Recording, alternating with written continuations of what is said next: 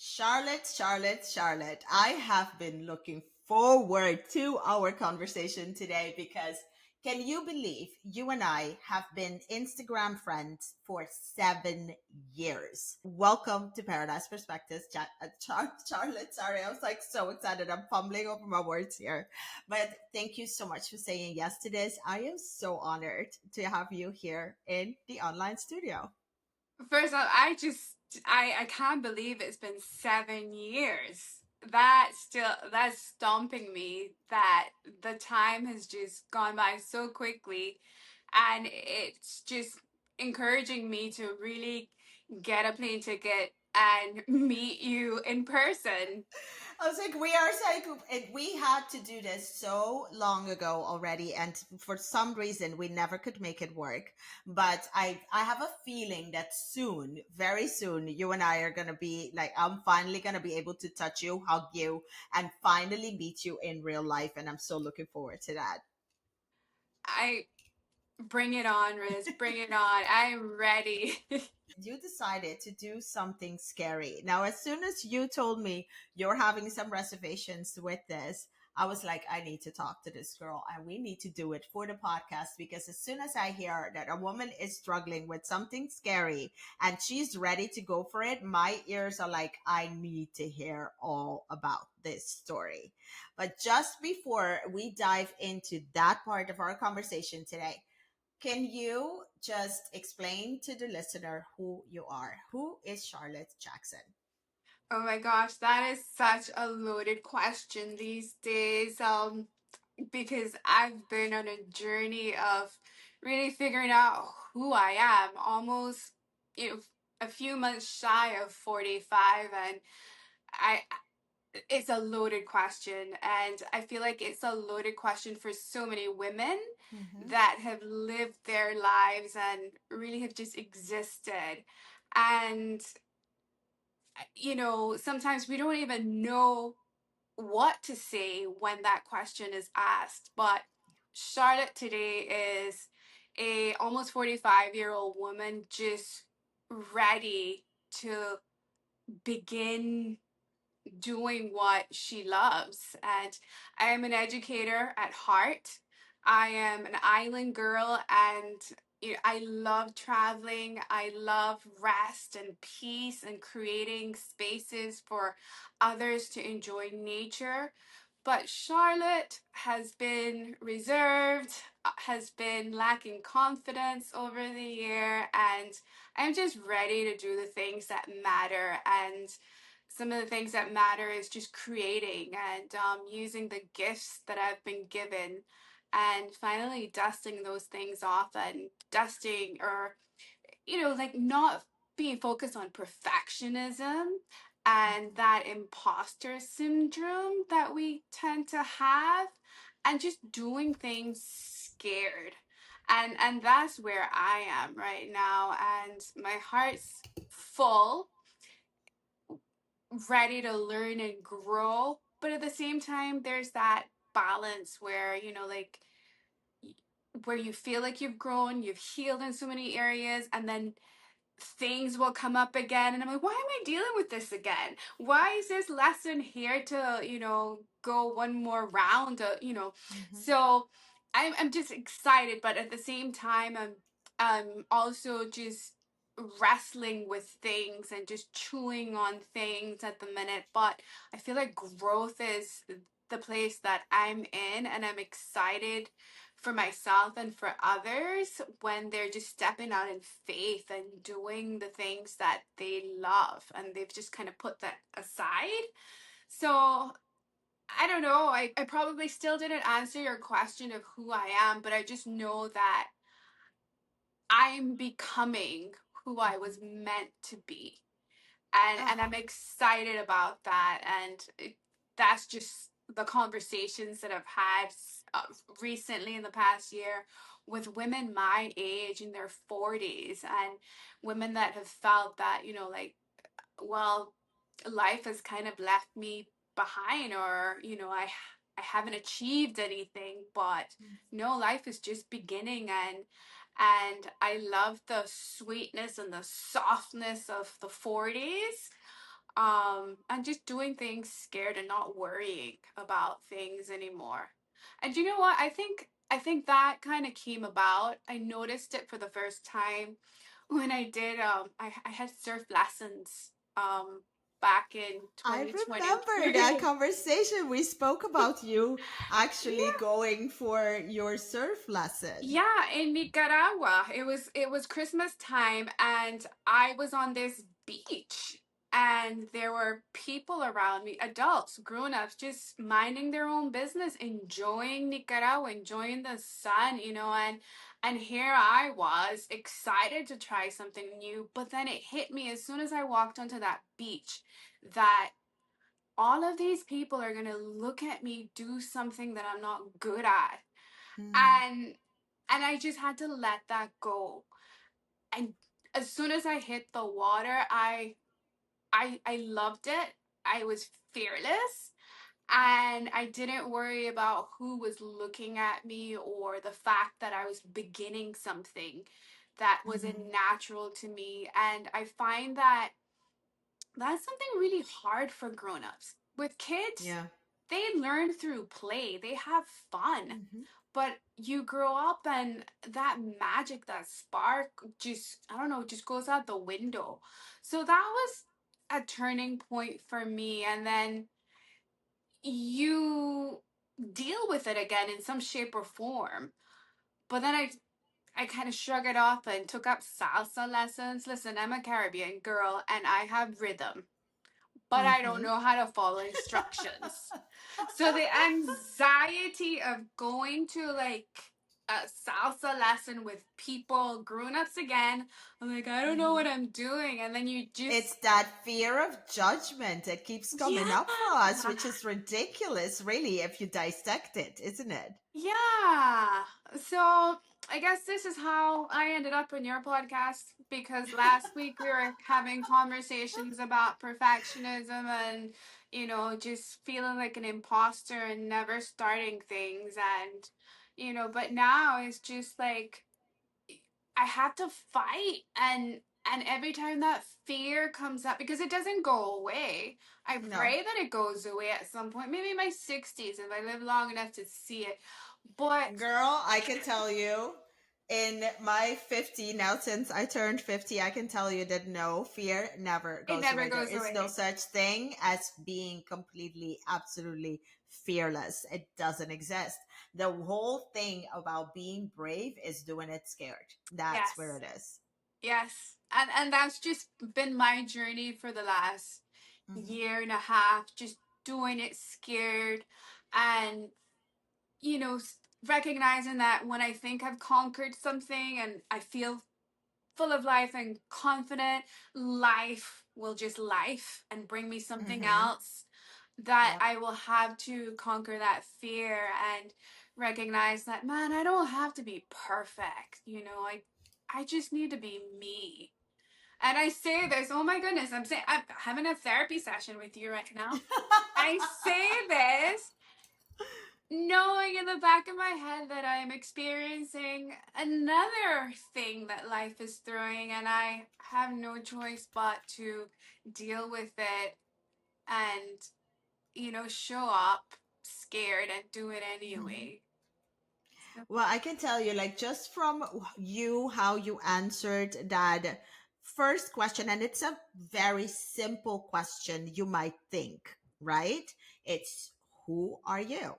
And normally we go into this repertoire that we are so used to doing, which is I am so and so, first name, last name, I live in so and so, I do so and so, and we go into that little rehearsed little version of who we are. mm, But I just absolutely love how you answer this question, and you went by the Charlotte today is, because you are always changing, you are always conquering new things, new fears, that is just advancing you to the next level of your life.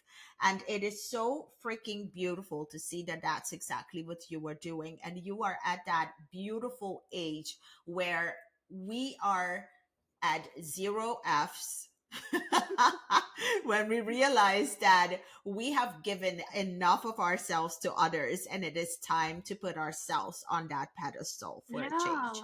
And it is so beautiful to see that that is where you're at. And like you said, as kids, it is so easy because we weren't taught about people not liking what we do. We weren't taught yet about imposter syndrome. We were fearless as kids because we did it with play. And then now I say, why not introduce play back into our adulthood so that we can do it the same way as when we were kids? Like, listen, if you see me down the road with two pigtails, do not be surprised because I'm honoring my inner child and I am just using that inner child to just remind me of how fearless I can be. And I Absolutely. just love seeing that that's what you're doing too. Yeah, because I feel like what I recognize is that for so many or most of my life, I have been focused on doing, or the, oh, Charlotte is this, Charlotte is a teacher, Charlotte is, and I realize now that that needs to just go out the window, and I'm so much more focused on being, you know Mhm. and I don't even know how to describe that, but just being me, doing the things that matter to me. And that's definitely shifted something in my mind, and it's definitely made me so much more happier. It's made life, Yeah. do you know what it's done? And I was reflecting on it a couple months ago. It's made me present. And I know that sounds cliche. It's like like the word that people, Does it matter really? I mean, like we're all using all of these cliches constantly, so please do not feel anyway. but I feel, I feel like I am where my feet are at. And when that Mhm. happens, there's no worry about the doing part and just focusing on just work, or Charlotte has to be this for this one, or Charlotte has to be this for that one. You know, just being me, being who I was created to be is my where my heart is at, you know? And that is what I love about when we come to this age that we started realizing that we need to start doing. And you mentioned that when I asked you who you are, who is Charlotte Jackson, you said that it is, you're changing direction. And then, yeah, the limiting beliefs and the imposter syndrome comes up and the fears and all of that comes up, the fear of judgment, but you have still persevered and you have decided, because I remember in that conversation, you were still a little like, oh, not sure. You're still in the midst of that scary part of being a little hesitant just because it is new to you. But I want you to please tell the listener what venture you have now started. Some new venture you're going into Well, I'm now. doing what I probably should have, well, not probably. Every experience has its value and timing, and life has a way of bringing things back to you that you Mhm. probably should have done like years ago.